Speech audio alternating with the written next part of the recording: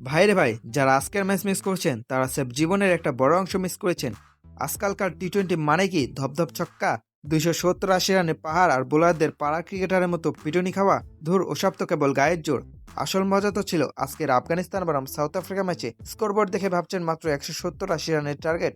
আরে ভাই, এই সামান্য রানের পেছনে যে পরিমাণ ড্রামা হয়েছে তা দেখে নেটফ্লিক্সে থ্রিলার সিরিজও লজ্জা পাবে। ম্যাচটাই হলো, সুপার ওভার হলো, সেটাও টাই। এরপর দ্বিতীয় সুপার ওভারে গিয়ে যখন কলিজা মুখে চলে আসার দশা, তখন জিতল সাউথ আফ্রিকা। আফগানদের লড়াইটা দেখেছিলেন? রশিদ খান যখন বল হাতে দৌড়ে আসছিলেন, এক একটা আগুনের গোলা নিয়ে আসছেন, একের পর এক উইকেট পড়ছে, আর সাউথ আফ্রিকার মুখগুলো শুকিয়ে আমসি হয়ে যাচ্ছে। যারা ভেবেছিলেন সাউথ আফ্রিকা সহজেই জিতে যাবে, তারা তখন বিড়বিড় করে দোয়া পড়া শুরু করছেন। আফগানিস্তান জান লড়িয়ে দিয়েছিল, কিন্তু সাউথ আফ্রিকাও তো দমে যাওয়ার পাত্র নয়।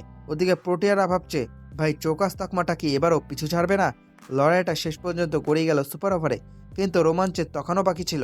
প্রথম সুপার ওভার শুরু হলো, সবাই ভাবলো এবার তো একটা ফয়সালা হবেই, কিন্তু না, প্রথম সুপার ওভার ড্র। গ্যালারিতে মানুষের অবস্থা তখন দেখার মতো। কেউ নখ কামড়াচ্ছে, কেউ হার্ট অ্যাটাকের ভয়ে সোফায় শুয়ে পড়েছে। এরপর আসলো সেকেন্ড সুপার ওভার। আফগানিস্তান চেষ্টা করলো, বুক চিতিয়ে লড়লো, কিন্তু ওই যে বলে না, ভাগ্যের লিখন যায় না খণ্ডন।